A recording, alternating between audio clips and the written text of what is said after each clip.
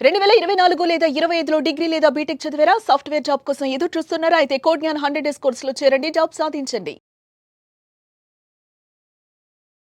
నమస్కారం మేడం. నమస్తే మా. పీరియడ్స్.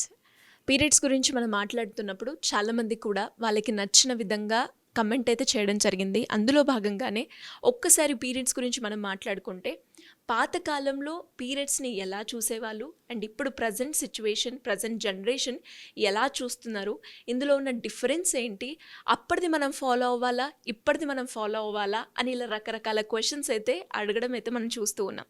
అంటే డిఫరెన్స్ ఏంటి మేడం? మెయిన్ డిఫరెన్స్ పాతకాలంకి ఈ కాలంకి.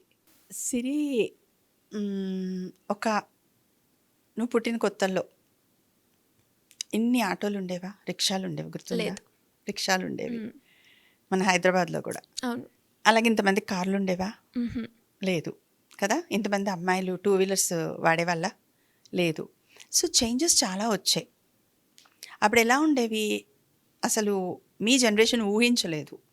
మా జనరేషన్కి తెలుసు. పెద్ద పెద్ద ఇళ్ళు ఉండేవి, చాలా పెద్ద ఇళ్ళు ఉండేవి.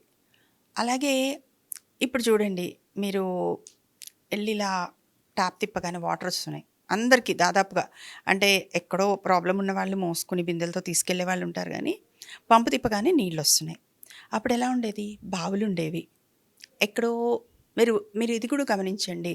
మీకు తెలుసుంటే మీ అమ్మమ్మ గారి ఊరు కానీ ఎక్కడైనా వెళ్ళుంటే మీకు టాయిలెట్స్, వాష్రూమ్స్ ఎక్కడుండేవి? దూరంగా ఉండేవి. కొంచెం ఇంటి లోపల, ఇంటికి ఆనుకుని కూడా ఉండేవి కాదు, కొంచెం దూరంగా ఉండేవి. సో అక్కడ కూడా పంపు సౌలభ్యం లేదు, నీటి సౌలభ్యం లేదు, మీరు వాటర్ మోసుకొని వెళ్ళాలి. సో అలాంటి కండిషన్స్లో ప్లస్ ఇంకా అప్పుడు శానిటరీ నాప్కిన్స్ ఉన్నాయా? లేవు. అప్పుడు ఎలా? పాత బట్ట వాడేవారు. అలాగే పెద్ద ఇల్లు, జనాలు చాలామంది ఉండేవాళ్ళు. అలాగే ఇప్పుడు ఒక అమ్మాయి పీరియడ్స్లో ఉందనుకోండి, అప్పుడు చూడండి ఇంకా కూడా అండర్వేర్స్ ఉండేవి కదా ఆడపిల్లలకి. సో మరి ఇప్పుడు శానిటరీ ప్యాడ్స్ వచ్చాయి, ఇప్పుడు అండర్వేర్స్ వచ్చాయి, ఇప్పుడు వాటర్ ఎక్కడంటే అక్కడ ఉంది, మనకి అన్ని ఫెసిలిటీస్ వచ్చాయి. సో పాత రోజుల్లో ఏం చేసేవారు? అందుకుని పక్కకుండు ప్లస్ వాటర్ ప్రాబ్లం కాబట్టి అక్కడే ఉండేది కాబట్టి ఆ వాటర్ బాత్రూమ్ ఎక్కడుందో అక్కడికి దగ్గరగా ఉండేలాగా పక్కకు కూర్చోపెట్టేవారు, ఎవరికి కన్వీనియన్స్ కోసం. ప్లస్ ఈ పీరియడ్స్ అవుతున్నప్పుడు, ఈ బ్లీడింగ్ అవుతున్నప్పుడు బాడీ పార్ట్స్లో పెయిన్ ఉండొచ్చు, స్ట్రెయిన్ ఉండొచ్చు, దే నీడ్ రెస్ట్. అన్నిటికంటే మీరు బాగా పెద్దగా మీరు రెడ్ ఇంక్తో చేసుకుంటారో, గ్రీన్ ఇంక్తో చేసుకుంటారో, ఏ ఇంక్ పెన్తో చేసుకుంటారో, ఆ 3 days రెస్ట్, బాడీకి రెస్ట్ కావాలి. ఎందుకంటే చూడండి, అప్పుడు ఇల్లు అంతమందికి ఒక ఆడపిల్ల పనిచేస్తూ ఉంటే అట్లీస్ట్ ఆ టైంలో అన్న తన బాడీ హీల్ అవ్వడానికో, తనకి రెస్ట్ దొరకడానికో, తనకి పక్కకు కూర్చుంటే ఎవరైనా తెచ్చి ఇది తిను అని పెట్టడానికో, సో అలా ఏర్పాటు చేశారు. నలుగురు తిరుగుతున్నప్పుడు పాత బట్ట పెట్టుకొని నడుస్తున్నప్పుడు అండర్వేర్ లేని టైంలో జారిపోతే, అదంతా మెస్సీగా అయిపోతే అంతా బాగోదు కదా.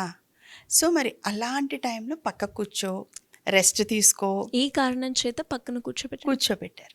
మరి మనకి ఇప్పుడు వచ్చేసి శానిటరీ ప్యాడ్స్ అవి వచ్చేసాయి. ప్లస్ ఇంకొకటి చూడండి, ఇప్పుడు వాష్ చేస్తే ఆరేయడానికి కూడా లేదు ఎక్కడ. అది ఎండలో ఆరేసుకోవాలి, అది అలా క్లీన్గా అవ్వకపోతే ఇన్ఫెక్షన్స్ వస్తాయి. సో ఆ కాలం దాటిపోయింది. ఇప్పుడు నీళ్లు దొరుకుతున్నాయి, ఇప్పుడు చిన్న ఇళ్ళు అయిపోయాయి, శానిటరీ ప్యాడ్స్ దొరుకుతున్నాయి. తర్వాత మనం కూడా ముందుకొచ్చాం, ఆ 3 రోజులు కూడా మేము కూర్చోము అని. చూడండి, చాలామంది అంటుంటారు, అబ్బా ఈ పీరియడ్లో కాస్త రెస్ట్ దొరికితే బాగుండు కనీసం. అంటే ఉద్యోగం చేసే వాళ్ళు కూడా చాలామంది అనుకుంటూ ఉంటారు, బ్యాక్ పెయిన్ ఉంది, ట్రావెల్ చేయక తప్పట్లేదు, ఎంతైనా అన్ఈజీగా ఉంటుంది, ఎవరైనా ఒక పూట వండి పెడితే బాగుండు, ఇలాంటి ఫీలింగ్స్ మనందరికీ వస్తాయి. కానీ పరిగెత్తే క్రమంలో మనం అన్నింటినీ కూడా పక్కకు తీసుకెళ్ళాం. తర్వాత మీకు ఇంకో డౌట్ కూడా రావచ్చు, ఫస్ట్ పీరియడ్లో ఎందుకు పక్కకు కూర్చోబెడతారు? ఫస్ట్ పీరియడ్లో ఎందుకు పక్కకు కూర్చోబెడతారు పాపని అంటే, they don't know how their body response, ఎంత బ్లీడ్ అవుతుంది, ఏమవుతుంది, ఏమీ తెలీదు. సో తను పక్కకు ఉంది అనుకోండి, let her understand her body అనేది ఒకటి. ఎందుకంటే పెద్ద ఇల్లు, వాకిళ్ళు, వాటరు ఇవన్నీ చెప్పుకున్నాం కదా. ఇంతమంది పీపుల్. ఇంకొకటి కారణం ఉండేది, ఫంక్షన్ చేయడం లాంటివి. ఏంటి అంటే, మా పాప she ready for bearing children.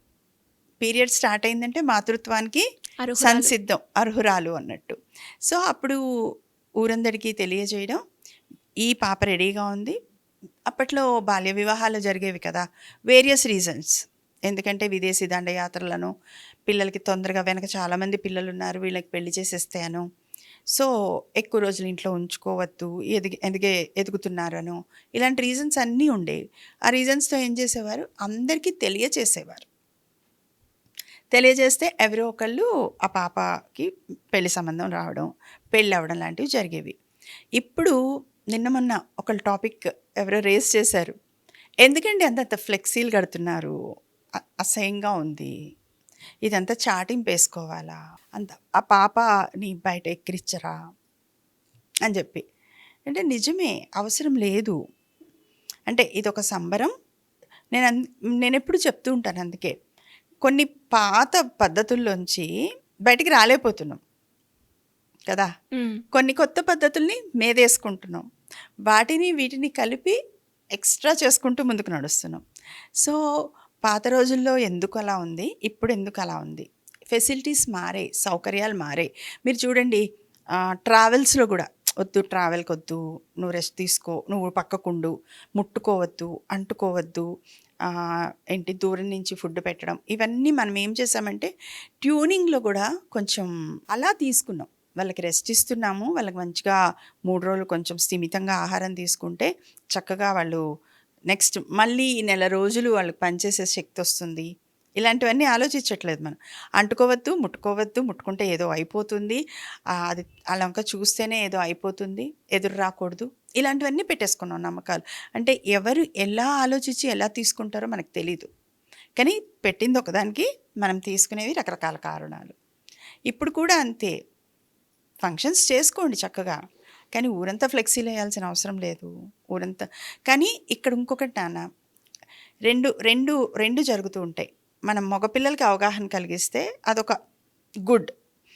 అవగాహన కలిగించుకోలేదనుకోండి, వాళ్ళు వెక్కిరించడం మొదలు పెడతారు. ఈ పిల్లలు మళ్ళీ స్కూల్కి వెళ్ళినప్పుడు, మళ్ళీ బయటకు వచ్చినప్పుడు ఏదో జరిగిపోయింది, ఏం జరిగింది అని. సో అలాంటి విషయాల్లో అబ్బాయిలకి అమ్మాయిలకి మళ్ళీ అవగాహన ఇవ్వాలి.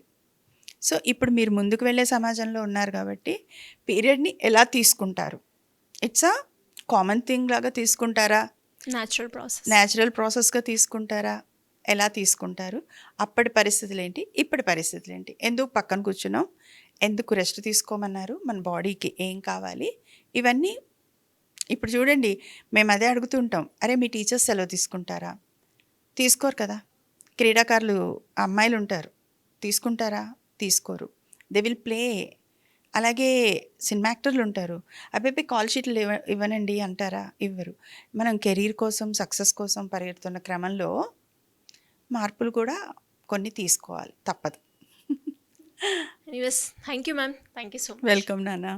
సుమన్ టీవీలో మీ పర్సనల్ అండ్ బిజినెస్ ప్రమోషన్స్ కోసం కింది నెంబర్కి కాంటాక్ట్ చేయండి.